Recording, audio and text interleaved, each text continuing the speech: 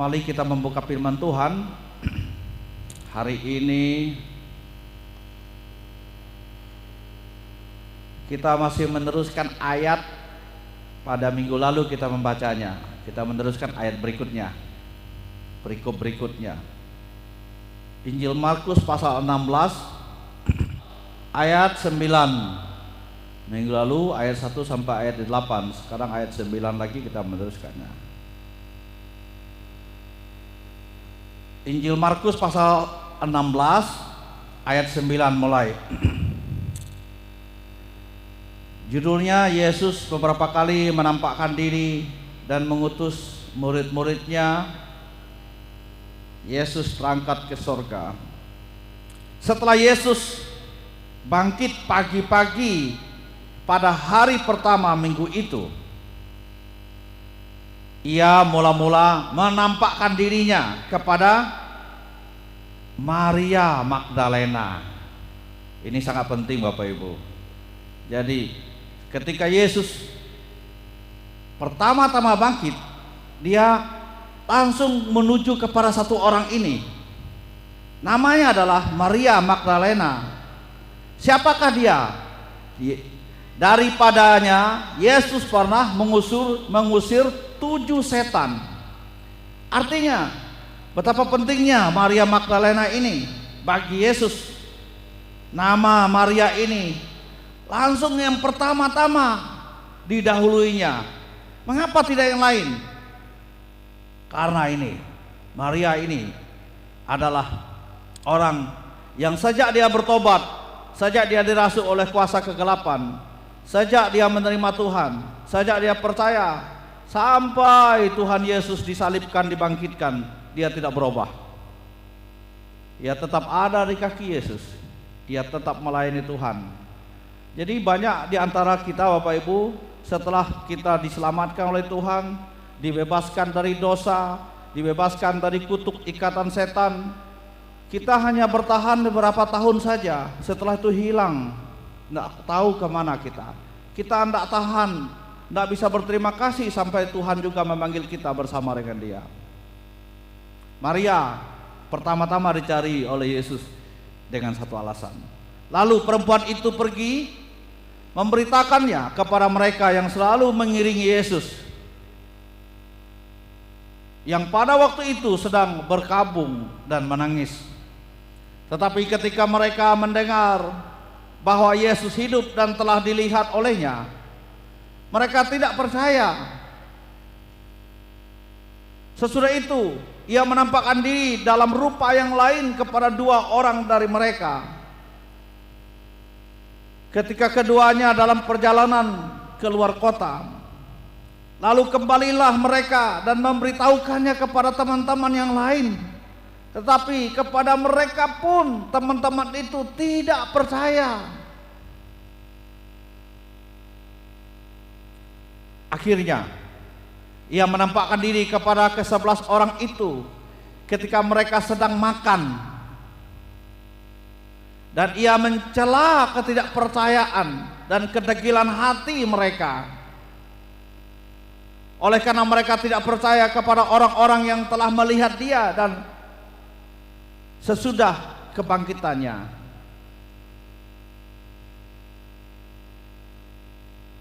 Jadi orang-orang yang selalu mendengar, yang sudah diberitakan, yang sudah disampaikan tentang Yesus, tentang Injil, tetapi masih degil, tidak mau percaya, masih bebal.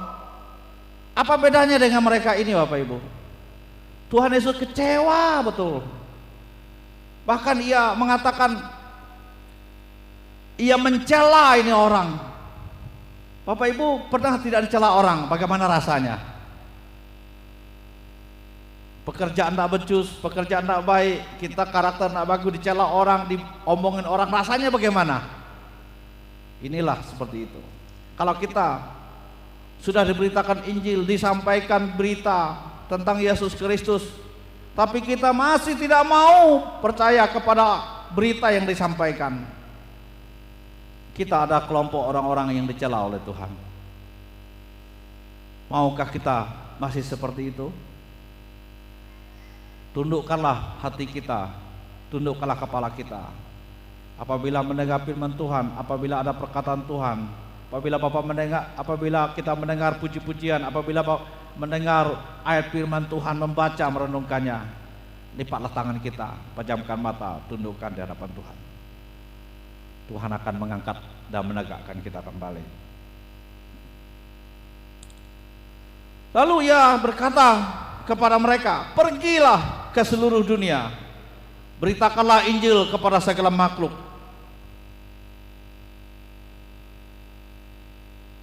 Siapa yang percaya dibaptis akan diselamatkan, tetapi siapa yang tidak percaya akan dihukum. Akhirnya ini ayat 16 itu ada korelasinya dengan ayat sebelum-sebelumnya. Kalau mereka tidak percaya, mereka akan mengalami kekejaman.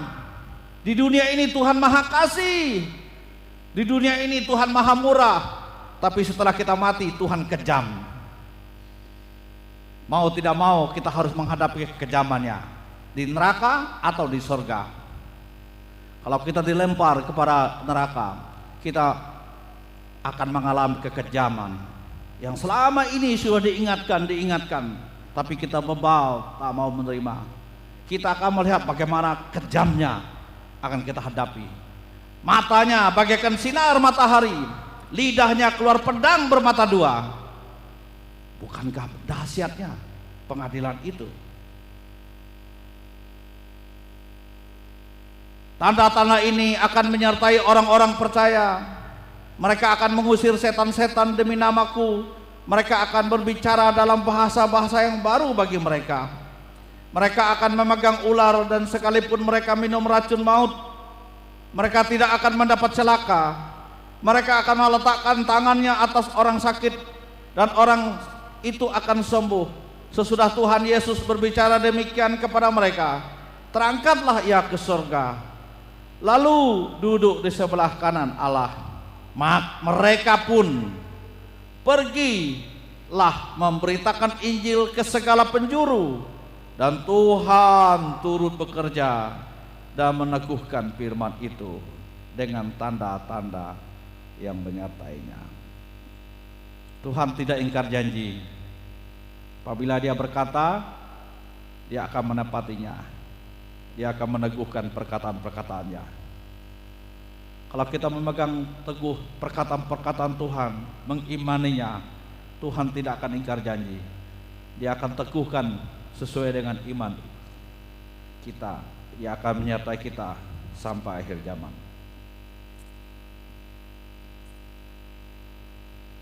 Bapak Ibu kasih dalam Tuhan Yesus Kristus, hari ini kita belajar judul firman Tuhan kita,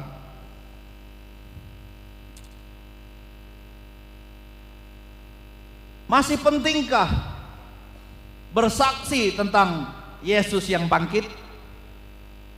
Itulah judulnya. Masih pentingkah bersaksi tentang Yesus yang bangkit? Kita lihat video ini dulu. Saya memang tahu ada nama Pakistan, Afghanistan, Turkmenistan, Kazakhstan, Kyrgyzstan, Uzbekistan, dan lain-lain nama yang berakhiran stan. Namun, saya tidak tahu bahwa ternyata ada pula nama Londonistan. Ternyata, Londonistan adalah julukan terbaru bagi sebuah kota yang bernama London. Yang menciptakan julukan Londonistan adalah jurnalis terkemuka Melanie Phillips, demi melukiskan betapa besar pengaruh Islam terhadap ibu kota Inggris di masa kini. Sejak 2001 sampai 2016, di London telah didirikan 423 masjid baru, sementara sekitar 500 gereja telah ditutup. The Hyatt United Church dibeli oleh umat Islam dari Mesir dan diubah menjadi masjid. Sama halnya dengan gereja Santo Peter dirubah menjadi Masjid Madinah. Masjid Brick Lane semula adalah sebuah gereja Metodis. Bukan hanya bangunan yang berubah, sebab pada tahun 2016 jumlah kaum mualaf di London meningkat 2 kali lipat. The Daily Mail sengaja secara khusus mempublikasikan sebuah foto fakta Londonistan antara lain dengan foto sebuah masjid dan sebuah gereja bertetangga di pusat kota Londonistan, atau adegan di dalam gereja San Giorgio yang berkapasitas tampung 1230 jemaat namun hanya dihadiri 12 orang pada upacara misa, dan hanya 20 orang tampak hadir di dalam katedral Santa Maria. Masjid di kawasan Brown Street Estate punya masalah beda akibat daya tampung hanya maksimal 100 orang. Maka setiap Jumat, umat terpaksa meluber ke jalanan. Wali kota London masa kini adalah Muslim. Cherry Pitt dari Universitas Oxford menyatakan hegemonitas umat beragama di Inggris masa kini memudar akibat dominasi Kristen memang melenyap. Direktur The National Secular Society, Kate Peterswood, yakin bahwa di Inggris dalam 20 tahun mendatang jumlah Muslim akan lebih besar ketimbang jumlah Kristen. Menurut riset Natsen Social Research Institute, jumlah umat Anglikan pada lingkup waktu 2012 sampai 2014 mengalami kemerosotan menjadi sekitar 1,7 juta. Sementara jumlah umat Islam di London, Inggris meningkat menjadi 1 juta orang. Demografikal umat beragama di Manchester 15,8% Muslim, di Birmingham 15,8% Muslim, bahkan di Kalau ini pertanyaannya kepada kita, jelaslah orang-orang di sana di Inggris itu, di London, tidak lagi memerlukan Tuhan lagi, tidak memerlukan Tuhan lagi. Itulah jawabannya. Mereka tidak memerlukan Tuhan lagi.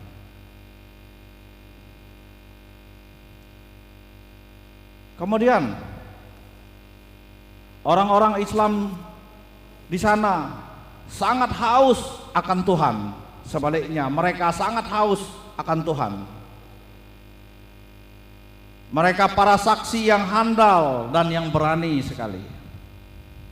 Itulah yang terjadi. Bayangkan, hanya dalam waktu 2 tahun terjadi kemerosotan, jutaan orang mengalami kemerosotan. Di satu sisi ada yang meningkat jutaan orang. Hanya 2012 sampai 2016. Artinya belakangan ini saja. Tahun-tahun belakangan ini.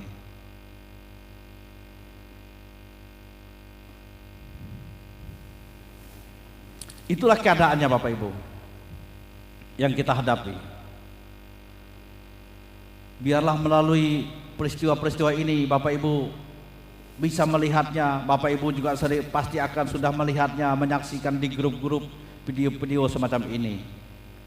Sebenarnya ini tidak lain adalah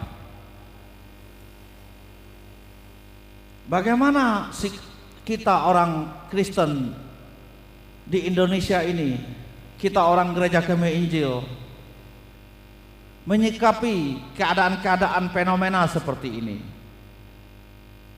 Bagaimana sikap kita? Sikap Bapak Ibu sebagai warga jemaat itu bagaimana?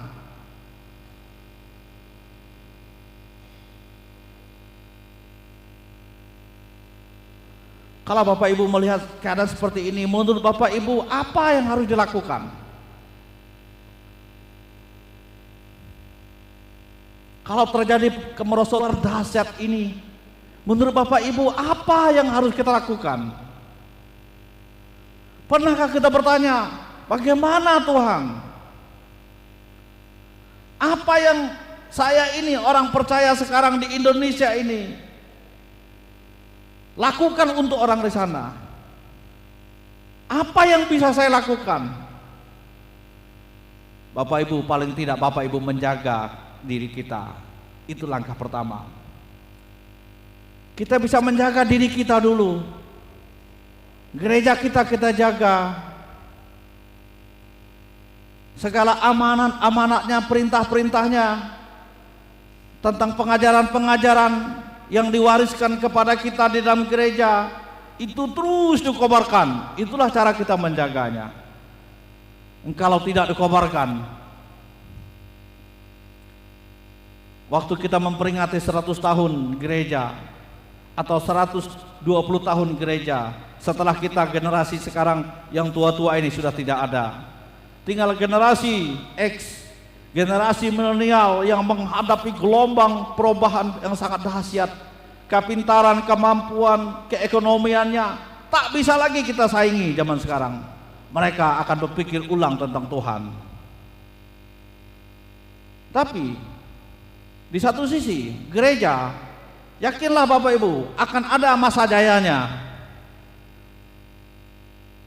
Dan gereja akan ada masa merosotnya sangat dahsyat. Bagaimana kita menyiasati persoalan-persoalan begini? Saya pun percaya di tempat ini ada masa jayanya. Tapi di tempat ini juga akan ada masa merosotnya. Kalau pemimpin lemah, tidak mungkin membawa gereja itu bisa bertumbuh.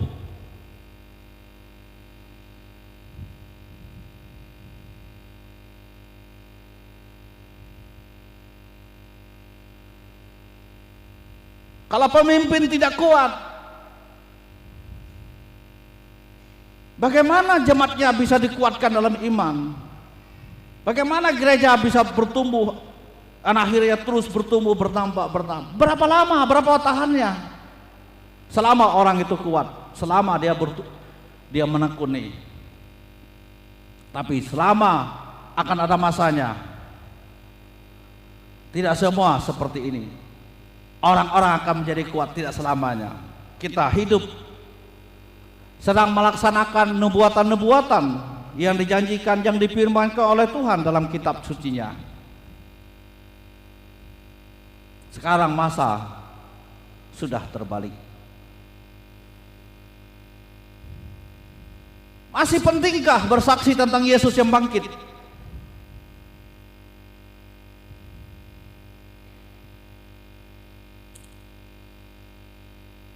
Pertanyaan ini harusnya ditanyakan kepada kita orang percaya ini. Apakah yang paling penting dalam hidup saya ini? Hidup yang masih sisa ini, apa yang paling penting yang saya harus kerjakan? Hidup yang masih sisa ini, sebelum saya menghadap dan berjumpa dengan Tuhan. Pada zaman murid-murid Bapak Ibu, pengikut-pengikut Yesus, murid-murid Yesus itu bersaksi tentang Yesus yang telah bangkit. Itu adalah semacam hukum, keharusan, hukum yang harus dilaksanakan bagi mereka. Awalnya mereka adalah penakut, mereka juga kocar-kacir dalam mengikuti Tuhan. Tetapi setelah kebangkitan Kristus,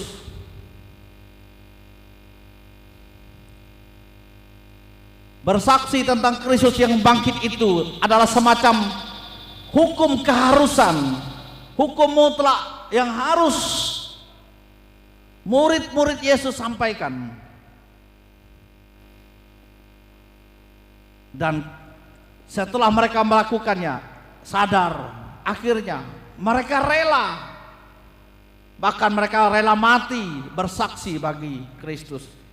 Kalau Bapak Ibu membaca artikel di bulletin kita ini, Bapak Ibu, Matius, Andreas, Bartolomeus, Yakobus, Yohanes, Thomas, dan yang lain-lain. Ini adalah murid-murid Yesus. Mereka rela mati bersaksi bagi Kristus yang bangkit itu. Bahkan Bartolomeus ini, Andreas ini, juga rasul-rasul yang lain. Andreas yang paling unik. Ia disalibkan Kalau Petrus kakinya ke atas, kepalanya ke bawah, Tuhan Yesus kepalanya di atas, kakinya di bawah. Tapi Andreas itu model X.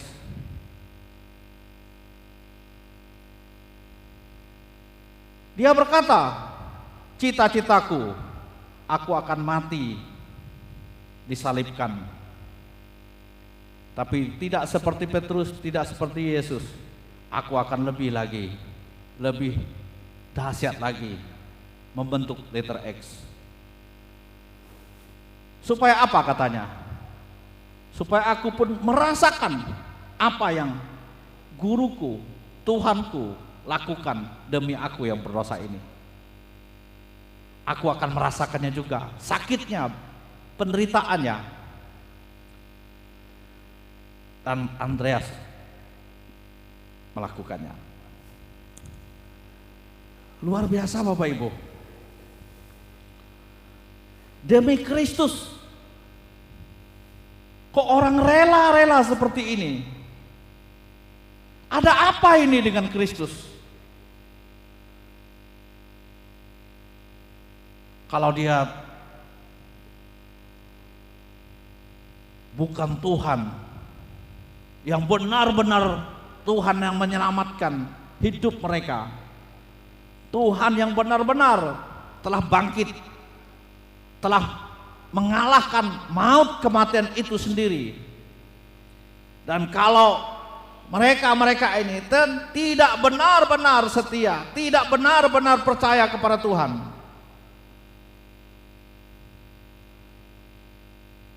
tidak betul-betul berpegang, tidak militan, mereka tidak mungkin bisa melakukan ini. Tetapi karena memang di dalam hidup mereka sesungguhnya Kristus sudah menguasai mereka, maka mereka pun hanya menggantikan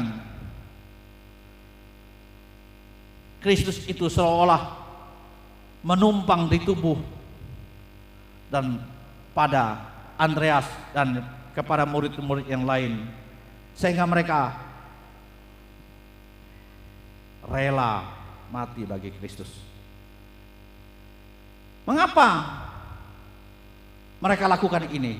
Pertanyaannya, masih pentingkah bersaksi tentang Yesus yang bangkit seperti mereka-mereka ini? Jawabannya, iya. Mengapa? Selanjutnya pertanyaan itu, mengapa masih penting? Mari kita perhatikan Injil Markus pasal 16 yang kita baca tadi, ayat yang ke-15. Karena bersaksi adalah perintah. Itu jawabannya. Bersaksi adalah perintah. Perintah ini keluar dari mulut Yesus sendiri. Lalu ia berkata kepada mereka, pergilah ke seluruh dunia, beritakanlah Injil kepada segala makhluk. Dunia itu bisa kita terjemahkan dunia secara global, dunia yang kita diami ini. Tapi dunia kita sebenarnya dunia yang kecil-kecil, itu dunia kita. Kalau dunia kita warga gereja, inilah dunia kita. Dunia pekerjaan, itulah dunia pekerjaan. Dunia di kantor, itulah dunia Bapak Ibu. Dunia usahawan, itulah dunia Bapak Ibu.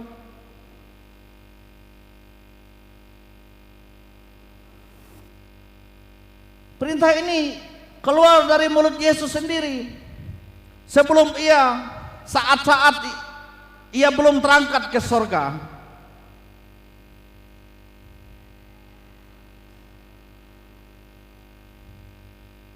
Dalam amanat agung Tuhan Yesus,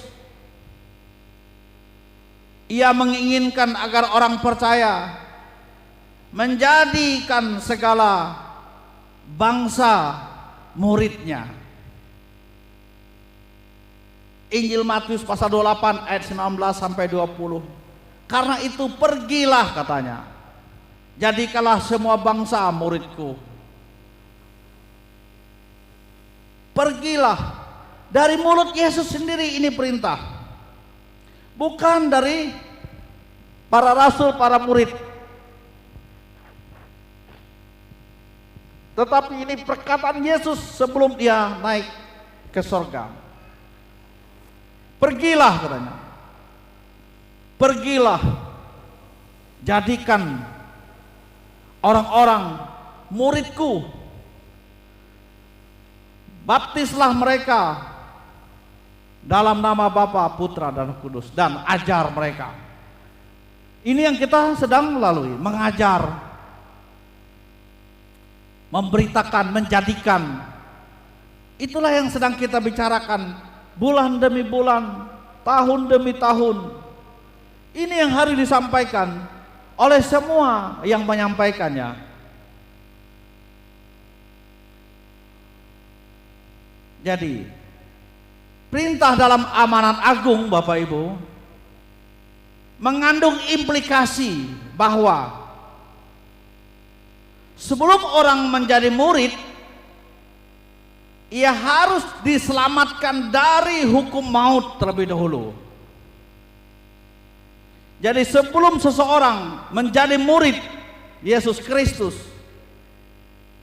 ia harus dipastikan ia telah diselamatkan, dibebaskan dari hukum maut. Artinya dia harus bertobat,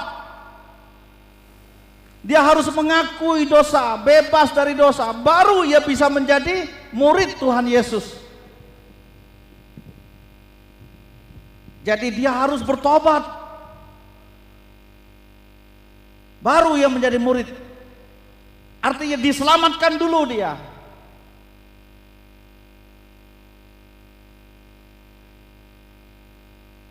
Kalau dia sudah selamat, dia akan menjadi murid Tuhan Yesus.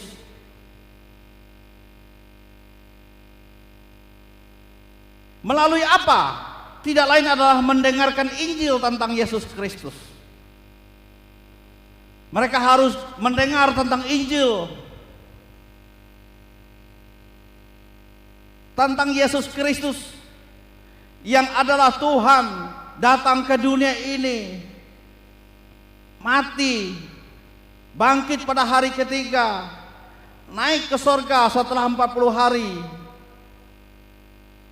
dan menurunkan Roh Kudus setelah 50 hari. Nah, itulah berita Bapak Ibu. Tentang itulah disampaikan. Diajar dulu. Kalau Roh Kudus bekerja di hatinya, dia akan menerimanya. Bukti penerimaannya, dia menyerahkan hidupnya, dia bertobat, dia menyesali dosa-dosanya, kemudian menjadi pengikut Yesus Kristus. Mulailah ia setia beribadah, mulailah ia membaca firman Tuhan, mulai dia setia mengikuti perintah-perintahnya.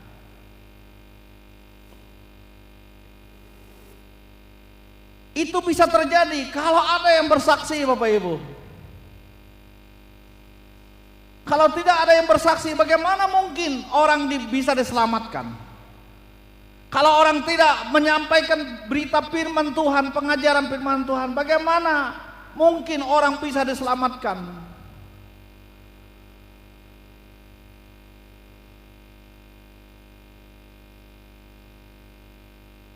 Kalau tidak ada orang yang bersaksi jujur tentang firman Tuhan, apa adanya Alkitab ini disampaikan, pengajaran-pengajaran yang jujur, yang benar, firman Tuhan disampaikan, tidak akan pernah keluar dengan sia-sia. Tetapi kalau tidak ada yang menyampaikan, tidak ada kesaksian dari orang-orang percaya, gereja-gereja Tuhan, tidak ada kesaksian-kesaksian. Kita sudah melihat contohnya lagi tadi. Jadi melalui mendengar, barulah orang bisa percaya, Bapak Ibu. Kalau dia sudah percaya, sudah yakin, maka ia sadar akan dirinya. Maka semua semua yang bertentangan, semua yang tidak beres, semua yang tidak berkenan, ia tahu ini yang tak berkenan. Makanya diminta atau tidak diminta, dia datang menyerahkan diri, membuang semuanya. Dia, orang itu sudah bebas dari hukum maut, hukum yang kejam. Dan itu dilakukan setelah kematian nanti. Di dunia ini kita masih hidup, Tuhan Maha Kasih, sangat kasih. Bersalah pun kita, tidak taat pun kita, bebal pun kita, tangannya masih terbuka untuk kita. Betapa murahnya, betapa kasihnya Tuhan. Tapi setelah kematian menjemput kita, kasih dan anugerah itu sudah berakhir. Tinggal mendapatkan hukuman yang kejam. Kalau kita tidak setia, kekejaman itu menimpa kita.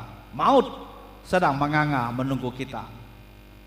Tapi kalau kita setia sejak di muka bumi ini, menjadi murid yang setia, menjadi murid yang penurut, Tuhan berkata, sabaslah engkau, hai murid-muridku. Bukan saja Yakobus, Andreas ada namanya di surga, tapi murid-murid zaman sekarang pun, kalau kita menjadi murid Yesus Kristus yang benar-benar dan bersungguh-sungguh, bukan hanya Andreas, Bartolomeus, bukan hanya Matius, bukan hanya Thomas, tapi kita, saya, Bapak Ibu, namanya ada di sana.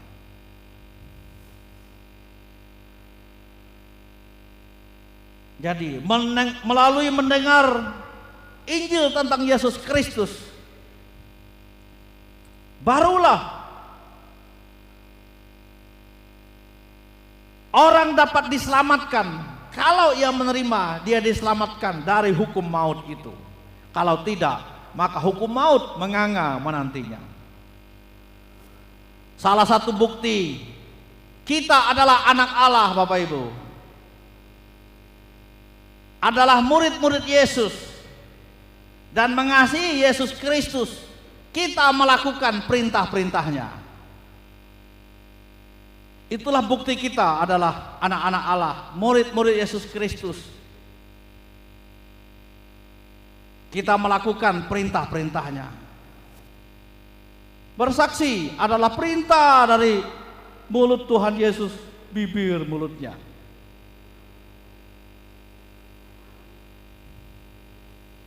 Saya tidak menjelaskan bersaksi karena kita semua sudah tahu bersaksi itu maksudnya apa, bagaimana. Bapak Ibu tidak usah tanya Pak Gembala bagaimana saya bersaksi. Bertanyalah kepada Tuhan Yesus. Tuhan Yesus, bagaimana aku bersaksi? Saya pun tidak tahu, ngasih tahu Bapak Ibu. Saya pun bertanya juga kepada Tuhan. Tuhan Yesus, sebagai hambamu, bagaimana caranya aku mau saksi? Oh, Tuhan katakan melalui KPI. Sampaikan berita pertobatan, sampaikan berita pengampunan dosa ke gereja-gereja, ke orang-orang percaya, di dusun-dusun, desa-desa. Suatu saat nanti akan kukirim kau ke kota-kota.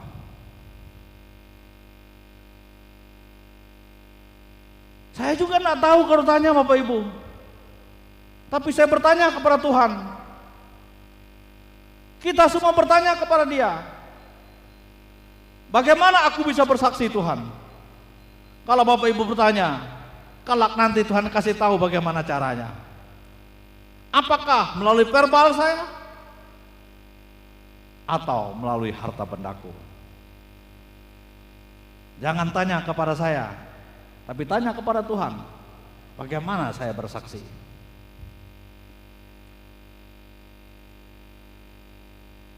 Kalau itu kita lakukan, itu salah satu bukti kita murid Yesus. Jangan bicara tentang rumah Bapa.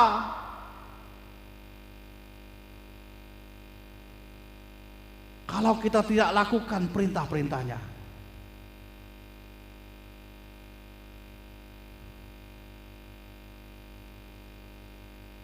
Jangan bicara tentang banyak tempat tinggal, Bapak Ibu. Di sorga banyak tempat tinggal. Jikalau tidak ada harga yang kita harus bayar untuk tempat tinggal itu,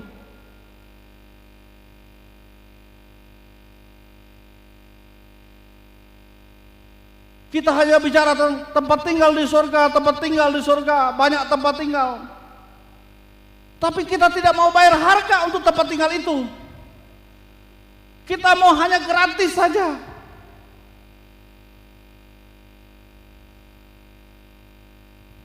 Bapak Ibu, jangan bicara tentang rumah Bapa, jangan bicara tentang tempat tinggal kalau tidak ada harga yang harus kita bayar untuk ke sana.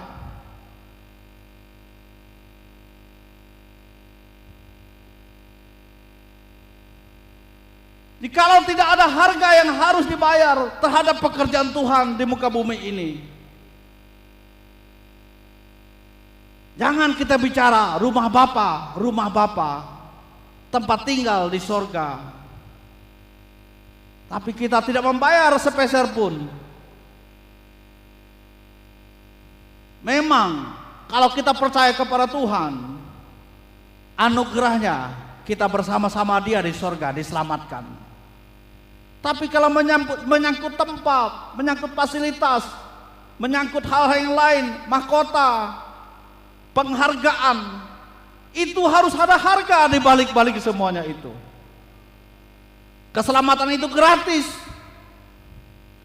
Tapi Rasul Matius, Paulus, Yohanes rela dimasukkan ke dalam tempat penggorengan yang amat panas mendidih. Dia dimasukkan di sana, namun Tuhan menyelamatkan dia hidup, dan dia hidup di Pulau Patmos. Rasul Matius rela dipotong tubuhnya. Bukankah itu harga? Tuhan Yesus demi menyelamatkan kita, Ia rela serahkan nyawanya yang berharga, kejayaan, kekuasaannya, dipermalukan, dihina, tapi Ia rela. Bukankah itu harga? Kita orang percaya, Bapak Ibu, pola pikir kita cukup ke gereja, cukup memberi, itu pola pikir kita dulu, nggak pernah berubah.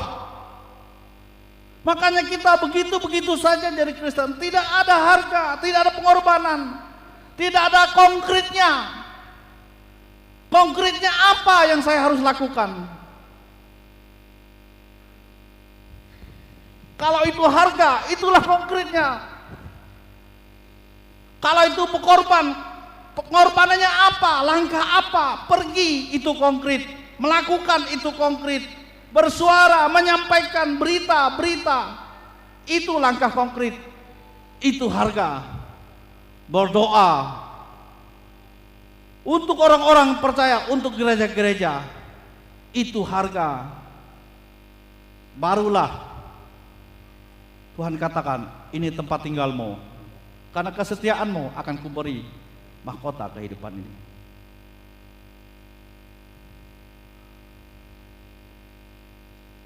Mau tidak mau, Bapak Ibu, suka tidak suka, jikalau kita mau mengikuti, menjadi murid Yesus, pengikut Yesus Kristus, dan surga, kita harus bersaksi.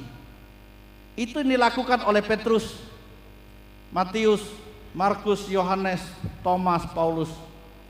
Itu yang dilakukannya. Kita harus bersaksi.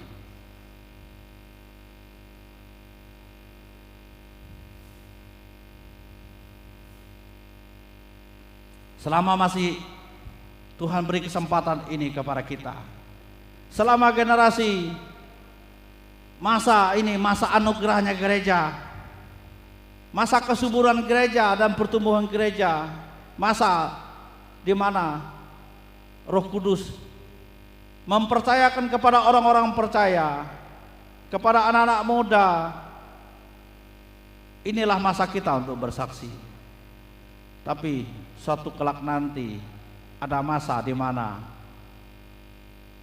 akan terjadi peristiwa seperti di negara-negara yang lain, di mana orang tidak lagi mau bersaksi tentang Tuhan.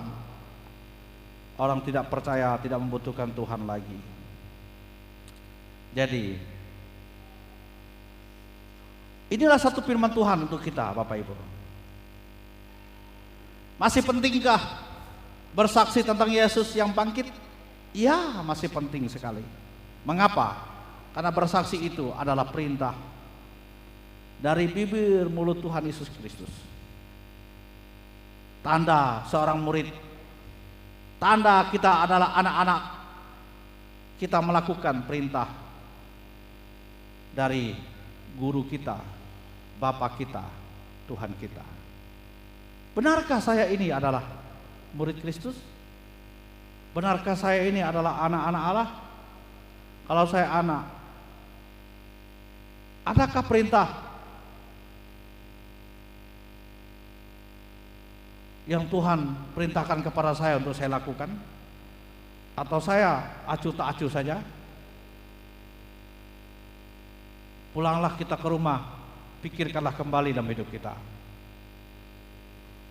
Ubahlah pola pikir kita sekarang, bahwa menjadi murid tidak hanya memeluk agama Kristen. Menjadi murid tidak hanya kita dibaptis, ikut perjamuan kudus, dan untuk mendapatkan tempat tinggal rumah Bapa yang disediakan oleh Bapa.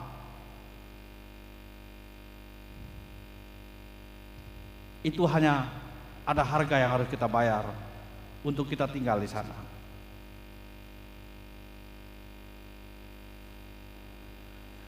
Pikirkanlah itu, Bapak Ibu. Tanyakan kepada diri kita sendiri. Setelah itu kita bertanya kepada orang lain. Disitulah kesaksian akan mulai terjadi. Tanyakan kepada diri saya, benarkah saya sudah mendapatkan tempat tinggal rumah Bapa di surga? Kalau benar, sampaikan kepada yang lain, saya sudah mendapatkan, saya meyakini.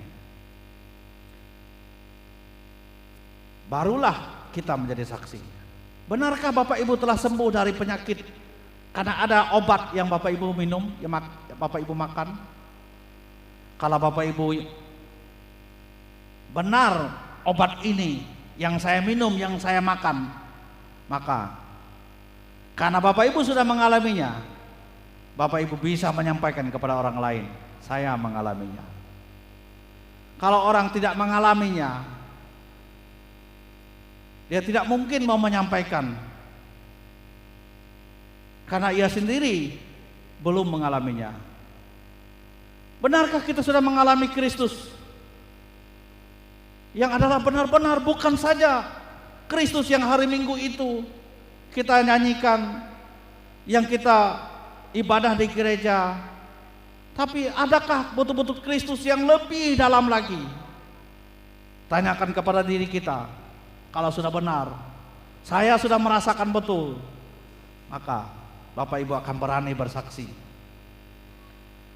Jadi tidak cukup hanya kita dibaptis, hanya kita menerima perjamuan kudus, hanya kita bertobat saja, tidak cukup. Kita harus mengalami Kristus. Dia Kristus yang betul-betul ada dalam hidup saya ini. Seperti itulah Petrus, seperti itulah Matius, seperti itulah Andreas. Kristus hidup di dalam hidupnya. Dia hanya casing saja. Dia hanya tempat Yesus menumpang saja. Dan sesungguhnya Yesus itu ada di hatinya.